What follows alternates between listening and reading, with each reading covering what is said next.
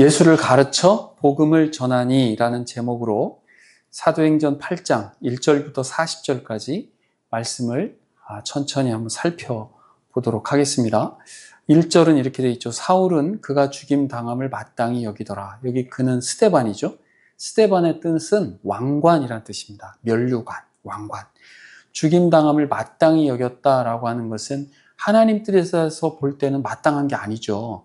이것은 사울 본인 입장에서 볼 때는 당연하다, 죽어도 싸다, 이런 그런 생각을 했던 것 같아요. 그 날에, 그때부터 그날을 기점으로 예루살렘에 있는 교회에 큰 박해가 있어. 사도 외에는, 여기 사도라고 하는 것은 예수님의 12제자, 이 사람들은 사실은 히브리파 유대인이죠. 어찌 보면 그 안에서 살았던 사람들이니까 그 사람들을 제외한 다른 사람들, 즉 헬라파 유대인, 들어보셨죠? 헬라파 유대인은 헬라어를 주로 사용하는 곳에서 나고 자랐던 이스라엘의 바깥쪽에 있었던 사람들, 그 사람들이 사실은 이제 들어와서 함께 교회를 구성했었는데 박해가 있었고, 스데반도 사실은 헬라파 유대인이었거든요. 그 헬라파 유대인으로서 지도자적인 그런 위치에 있었는데 그 사람들은 다 모든 땅으로 흩어진 거죠. 유대와 사마리아와 모든 땅이라는 것은 우리가 기억날 텐데 사도행전 1장 8절에 보면 이런 의미가 있잖아요. 그런 말씀이 이제 박해를 기점으로 그게 이제 확산이 되어가는. 그래서요, 우리가 살다 보면 어떤 박해, 어려움, 장애물, 부딪히는 어떤 벽, 갑자기 전혀 예상치 못하게 우리의 방향이 막혀버리는 그런 것들이 있잖아요. 그런 경우가 사실은 하나님께서는 또 다른 방식으로 우리를 인도해 간다라고 하는 것이 우리 성경도 그렇고 우리 신앙생활하는 역사 전체가 사실은 그래요. 하나님을 모르는 사람들은 어떻게 됩니까? 어떤 일이 하다가 뭐가 막혔어요. 지금 사실은 초대교회가 막 세워져 가는 그 시점이잖아요. 그런데 갑자기 아주 중심적인 인물이 그렇게 돌에 맞아서 죽는 엄청난 일이 생겼단 말이에요. 그러면 뭐야? 이게 안 될 건가? 이렇게 약간 하나님 없는 상태에서는 그렇게 좀 절망적으로, 실망적으로 그렇게 생각하지만 우리 신앙인들은 그게 다른 면이죠. 사실은 우리는 그렇게 생각하지 않는다. 2절에 보니까 경건한 사람들이 스데반을 장사하고, 경건한 사람들이라고 표현한 거 보니까 아마도 스데반을 따르는 그 당시 같이 교회 공동체로 있었던 사람들인 것 같아요. 그 사람들이 장사를 지낸 거죠. 그리고 위하여 크게 울더라. 지금 어떻게 보면 신성모독으로 죽었단 말이에요. 그런데 그 사람을 위해서 크게 울었다. 많은 사람들이 그 장례에 동참하면서 그 죽음을 안타까워했다라고 하는 것은 어찌 보면 다른 방식으로의 한 거죠.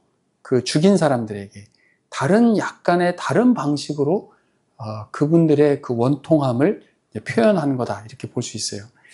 3절에 보니까 사울이 교회를 잔멸할 때, 이 잔멸한다는 단어가 굉장히 잔인한 단어인데 그 짐승들, 아주 사나운 짐승들을 잡아서 갈기갈기 찢다, 이런 뜻이에요. 사실은 잔멸한다라는 게 얼마나 잔인하게 그 예수 공동체에 속한 사람들을 그렇게 박해했는지를 이 잔멸이라는 단어로 잘 표현해주고 있는데, 각 집에 들어가. 그 당시에 교회 공동체가 집에서, 오이코스라고 하는 집에서 모였단 말이죠. 그러니까 뭐 개인이든 아니면 공동체로 모여있든 그 각 집에 들어가서 남녀 불문하고 끌어다가 옥에 넘겼다. 감옥에 넘겼다라고 하는 그 자체는 정말 그 개인들이 겪기에는 아주 절망적인 그런 상황으로 볼 수가 있는 것이죠. 그 다음에 이제 여기까지가 스데반이 죽고 장사를 지내고 사울이라고 하는 사람이 등장해서 박해가 시작되는 그 현상들로 지금 여기까지가 나왔죠.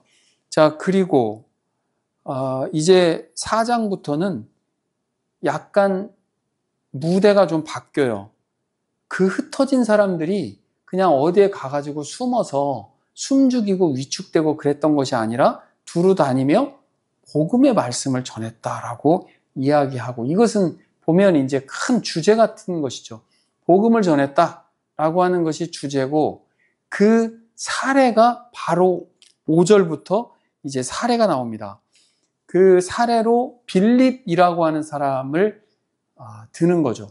빌립은 헬라파 유대인, 그 다음에 히브리파 유대인들 구제 문제에 어떤 갈등이 생겼을 때 7사람을 동역자로 뽑았잖아요. 그 사람들을 도우라고, 구제하고 그 사람들을 살피는 그 사랑의 사역을 하도록 뽑은 7사람 중에 한 명이 빌립인데, 지금 그 사역이 다 끝났잖아요. 그 사역이 멈춰졌다고요. 더 이상 그 사역을 할 수가 없어요.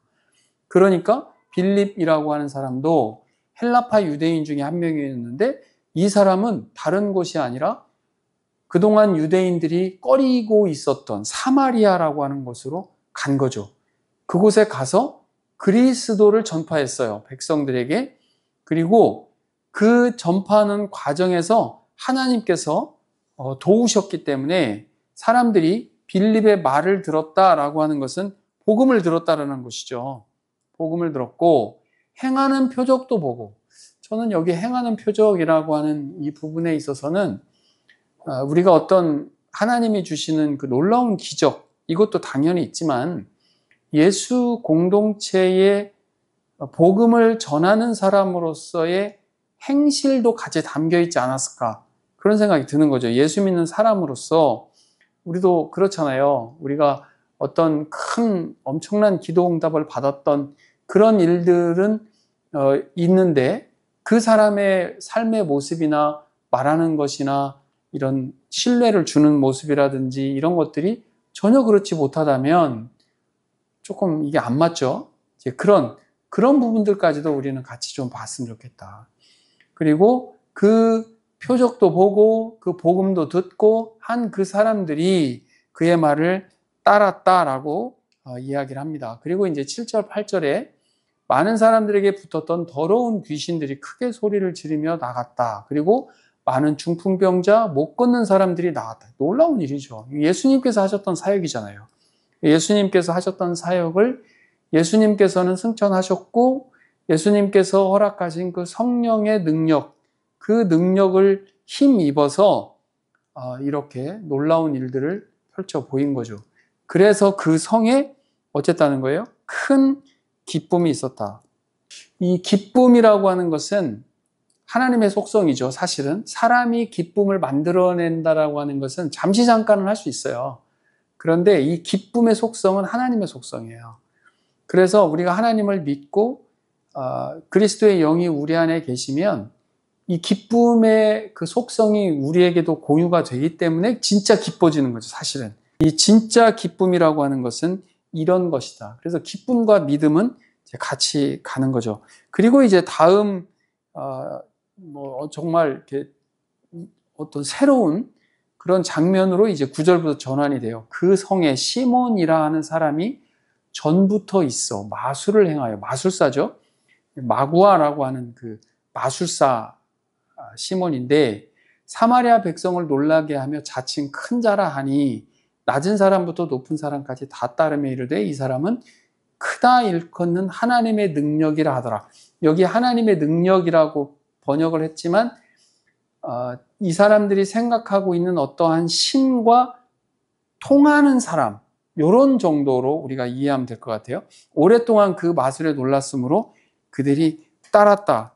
정말 어떤 한 사람이 그 유대인들에게 전해지는 이 기록 같은 것들을 보면, 제가 구체적으로 다 얘기하지는 않겠지만 그런 기록들에 보면요, 이 시몬이라고 하는 사람이 정말 엄청난 그 추앙을 받았던 사람으로 나와요. 그러니까 여기서 우리 이 글에는 뭐 몇 줄 안 나오기 때문에 자칭 큰 자라라고 하는 이렇게 표현이 되어 있는데, 어떤 정말 신으로 추앙을 받고 로마에까지 이 사람의 명성이 알려질 정도로 굉장했던 그런 사람이었던 거죠. 12, 13절에 보니까 빌립이 하나님의 나라와 및 예수 그리스도의 이름에 관하여 전도함을 그들이 믿었어요.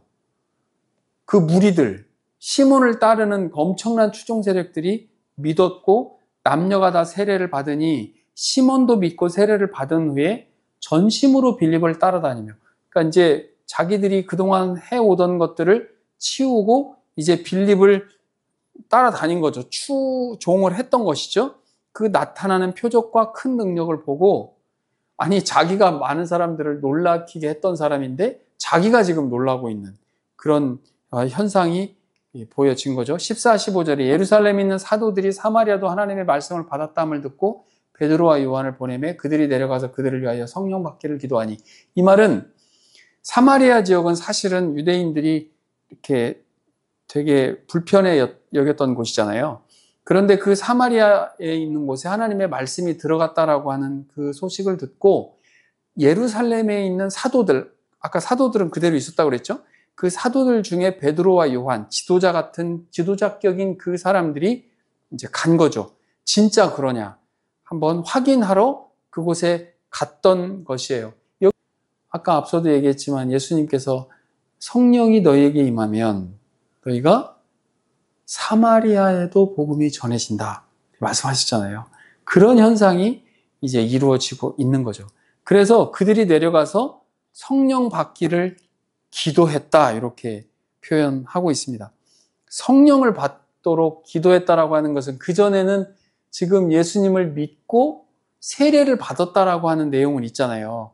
그런데 성령이 임해졌다라고 하는 내용은 아직 없는 상태였기 때문에 이 성령의 역사가 지금 여기서 이제 이 각 사람들에게 내려지는 것이 다음 장면으로 나오죠. 이는 아직 한 사람에게도 성령 내리신 일이 없고 오직 주 예수의 이름으로 세례만 받을 뿐이더라. 이에 두 사도가 그들에게 안수함에 성령을 받는지라. 오해할 건 아니에요. 우리가 성령을 받기 위해서는 안수가 필요하냐, 꼭 그런 것만은 아닌 것이고, 왜 그렇게 알 수 있냐면 여러분 아는 것처럼 그 예수님하고 니고데모하고 대화하잖아요. 그때 성령이 바람이 어디서 왔다 어디로 가는지 알 수 없듯이 성령이 우리에게 임해지는 것은 어떤 특별하게 안수를 했다고 해서 아니면 뭐 방언을 했다고 해서 어떤 뭐 그런 게 아니에요. 그래서 어떤 이단 같은 경우에는 너희가 언제 구원받았냐, 즉 성령이 언제 우리에게 임해졌냐, 맨날 며칠 몇 시쯤이냐, 그걸 모르면 그건 가짜다, 막 이렇게 아주 엉터리 같은 그 이론을, 그 말도 안 되는 이야기를 했단 말이에요.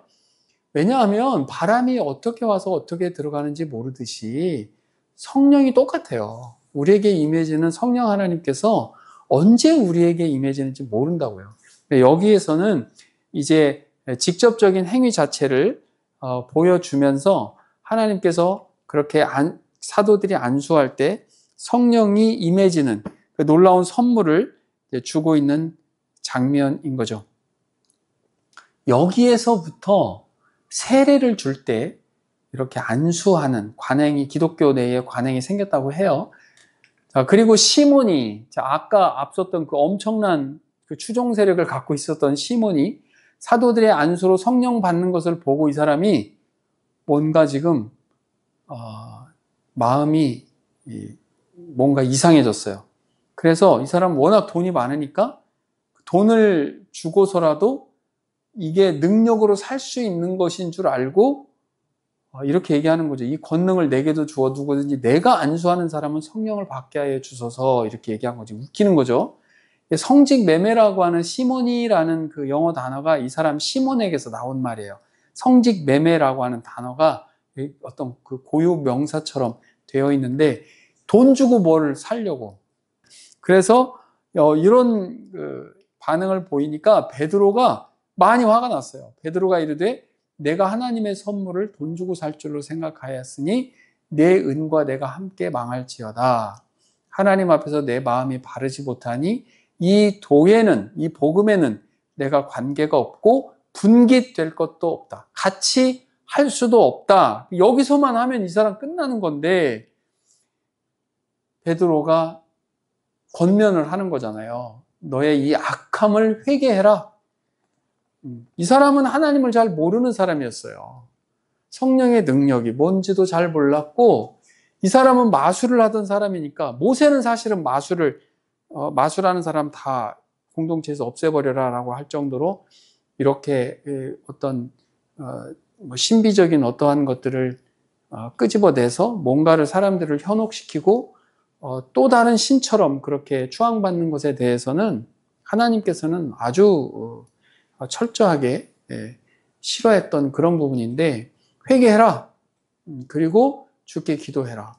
혹 마음에 품은 것을 주님께서 용서해 주실 수 있다라고 얘기하면서, 내가 보니 넌 아직도 악독이 가득하다.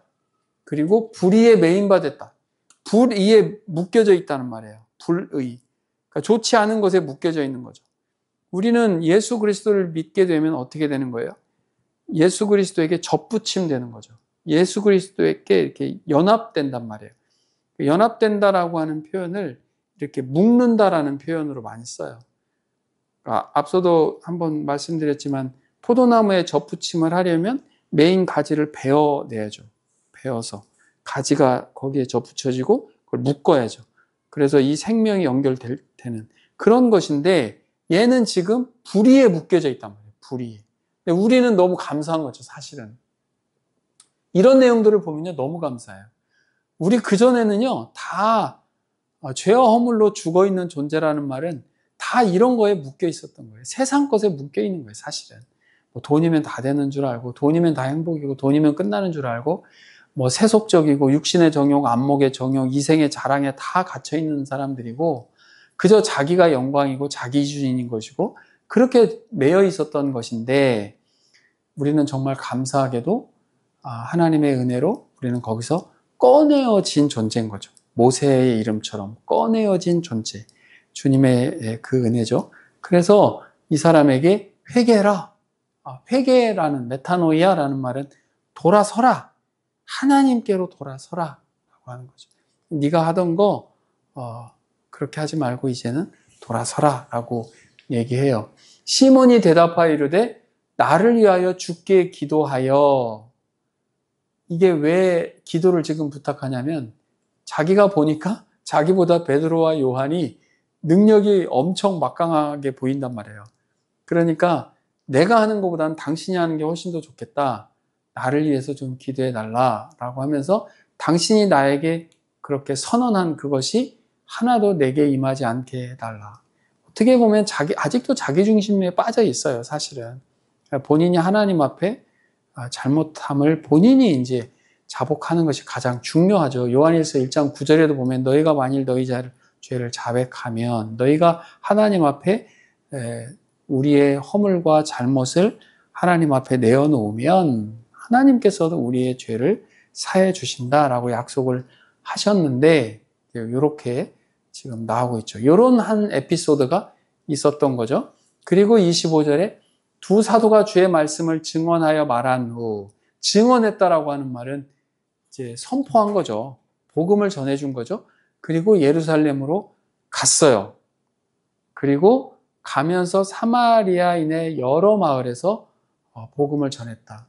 사마리아 마을을 148개 정도 마을, 꽤 되죠. 굉장히 많죠.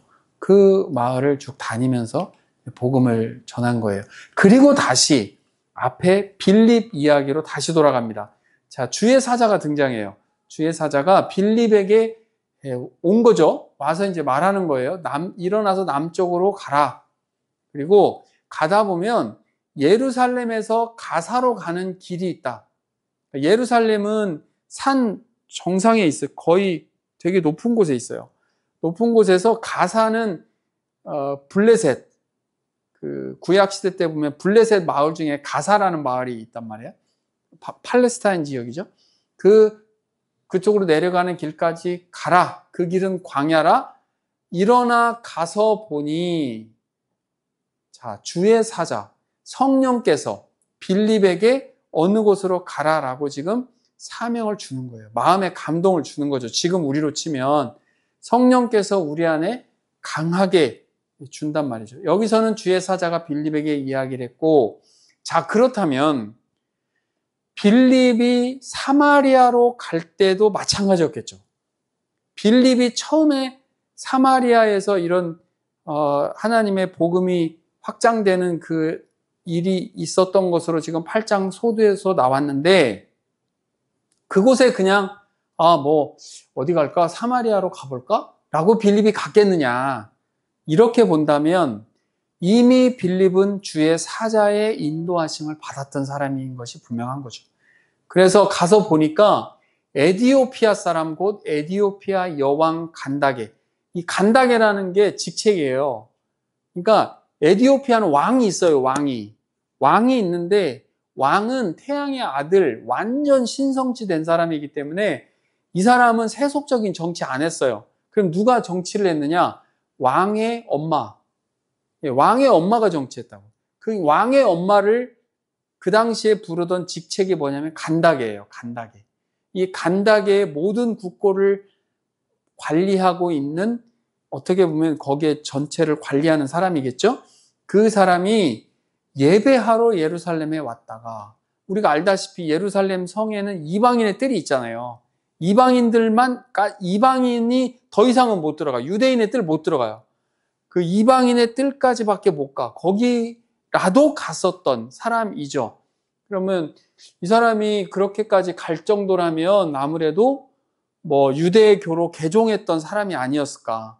그렇게 해서 에디오피아 지역에 있었지만 거기까지 순례 여행을 간 거죠.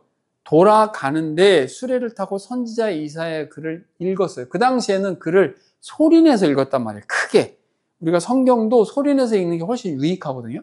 소리내서 읽었던 거죠. 성령이 빌립더러 이르시되, 또 얘기하는, 이 수레로 가까이 나아가라 하시거늘 빌립이 달려간 거죠. 선지자 이사야의 글 읽는 것을 듣고 말하되, 이 굉장히 중요한 표현인데요. 읽는 것을 깨닫느냐?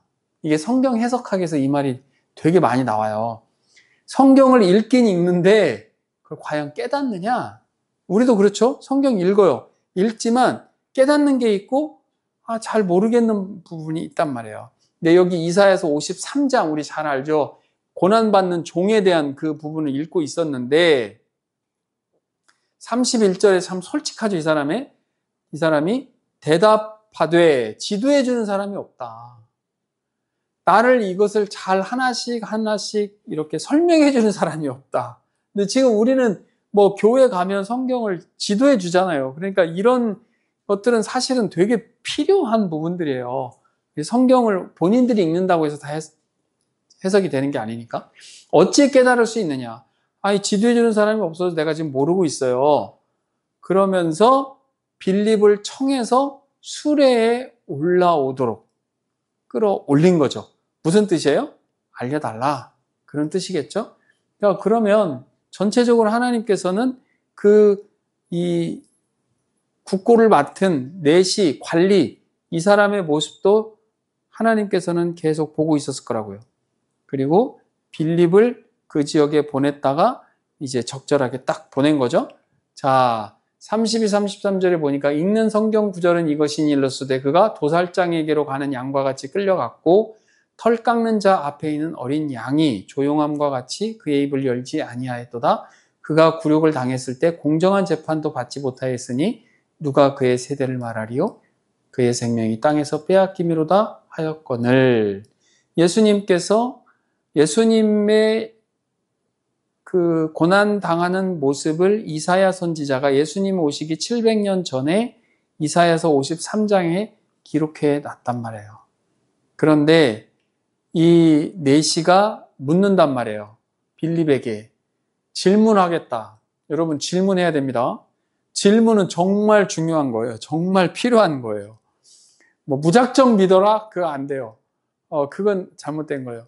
그래서 질문하는 거예요. 선지자가 이 말한 것이 누구를 가리킴이냐? 자기를 가리킴이냐? 타인을 가리킴이냐? 무슨 말이에요? 선지자, 이사야가 썼잖아요. 이사야를 말하는 거냐? 아니면 이사야가 지금 누군가 다른 사람을 지금 생각한 거냐? 라고 말하는 거죠. 빌립이 입을 열어 이 글에서 시작하여 예수를 가르쳐 복음을 전하니. 이게 오늘 우리 말씀의 제목으로 제가 뽑은 부분인데, 우리가 어떤 사건, 어떤 현상, 어떤 누군가가 어떤 신앙에 대해서 갈급해 있을 때, 그게 뭐 사실은 그 사람이 예기치 않게 겪는 어떤 어려운 일이 될 수도 있고, 아니면 그 사람이 가지고 있는 어떤 의문이 될 수도 있고, 어떠한 질문을 들었을 때 우리는 그 계기를 가지고 적절하게 그 사람을 존중하면서 그 사람에게 예수를 가르칠 필요가 있다. 그리고 복음을 전할 필요가 있다. 왜냐하면 하나님께서 우리를, 그 사람을 만나서 그 사람에게 빌립처럼 복음을 전할 수 있도록 우리를 사용하시는 경우가 허다하기 때문에 그렇다. 그런데 그런 기회가 왔음에도 우리는 그냥 뭐 일반적인 얘기하고 그냥 끝내버린다면 너무 아쉬운 거죠. 왜냐하면 그 사람을 구원할 수 있는 기회였는데 그런 기회를 우리가 사실은 찾아내지 못하고 제대로 사용하지 못하는 경우가 있어서 사실은 오늘 말씀의 제목으로 예수를 가르쳐 복음을 전하는 우리가 되면 좋겠다. 이런 마음에 담았고 그 이사야서의 글을 가지고 복음을 전한 거죠. 그러다가 이 사람이 이제 예수를 안 거죠. 확신을 가진 거예요. 그래서 길을 가다가 물 있는 곳에 이르러 그 내시가 말하되 보라 물이 있으니 내가 세례를 받으면 무슨 거리낌이 있느냐. 자, 이 말을 할 정도면 지금 어느 정도예요? 이 사람이 지금 복음을 받아들인 거죠. 복음을 받아들이고 자기가 예수 그리스도를 하나님의 아들로 확신했기 때문에 그런 것입니다. 이에 명하여 수레를 멈추고 빌립과 내시가 둘 다 물에 내려가 빌립이 세례를 베풀고, 여기 세례를 베풀었다라고 하는 말은 지금처럼 우리가 이렇게 하진 않았겠죠? 물에 담그는 거죠. 둘이 물에서 올라올새 주의 영이 빌립을 이끌어간지라. 이제 빌립은 끝난 거예요. 거기 임무가. 뭐 서로 뭐 번호 따고 뭐 카톡 하기로 하고 뭐 이런 거 아니에요. 그냥 끝났어. 그리고 빌립은 빌립대로 주님께서 이끌어가는 대로 가는 거고, 내시는 기쁘게 길을 가므로 그를 다시 보지 못하니라. 그러면 내시는 어떻게 됐을까요? 이 사람은 이제 예수님을 믿은 거죠. 복음을 가지고 자기네 나라로 갔겠죠. 그리고 거기에서 뭐 어느 정도 위치도 있겠다. 이러니까 이제 많은 사람들에게 이렇게 겪었던 놀라운 일들을 이제 복음을 전했겠죠. 그리고 이제 마지막 40절에 빌립의 모습이 나타나죠. 빌립이 아소도에 나타나, 아스돗이라고 하는 그 아까 얘기했던 그런 가사, 아스돗 이런 게 다 이제 그 팔레스타인, 블레셋, 옛날 우리가 뭐 사무엘이나 이런 블레셋 나오잖아요. 그 블레셋 도시 중에 하나고, 거기뿐만 있었던 것이 아니라 여러 성을 지나다니면서 이분은 복음에 이제 완전히 삶을 다 걸은 거죠. 하나님께서 늘 함께 하시면서 이제 어느 마을로 가서 복음을 전해라, 어느 마을로 가서 복음을 전해라 라고 하는 그런 사명을 계속 감당을 했고, 그리고 이제 가이사랴라고 하는 그 해안 지방, 거기에서 이 사람이 이제 기거하면서 산 것으로 나와요. 그리고 이 사람이 언제 나오냐면, 지금 여기가 사도행전 8장이잖아요. 저 뒤에 가면 사도행전 21장에 가면 이분이 나와요. 그래서 이제 복음이 박해 때문에 다치고 뭐 완전히 매몰되는 것이 아니라 오히려 이것 때문에 더 복음이 확장되는 그러한 하나의 그 아주 좋은 긍정적인 반응으로 사마리아라고 하는 곳에 있었던 그 일들, 그것을 표현을 했고, 그 에티오피아의 기독교인들이 굉장히 많거든요. 그 에티오피아의 기독교인들에게 어떻게 복음이 전해졌을까라고 하는 성경적인 근거, 이것을 오늘 사도행전 8장에서 빌립을 통해서 전해진, 우리가 예수를 가르쳐 복음을 전한다라고 하는 이 우리의 어떤 정말 근본적 사명, 거기에 전임할 수도 있고, 아니면 우리가 일반 생활하면서 우리 마음 안에 깊게 내재되어 있는 하나님이 우리에게 주어진 부탁, 그것은 바로 예수를 가르쳐 복음을 전하는 그런 사명이 아닐까. 그래서 주어진 환경 속에서 그런 사명 감당해내는 저와 여러분이 다 되시면 좋겠습니다.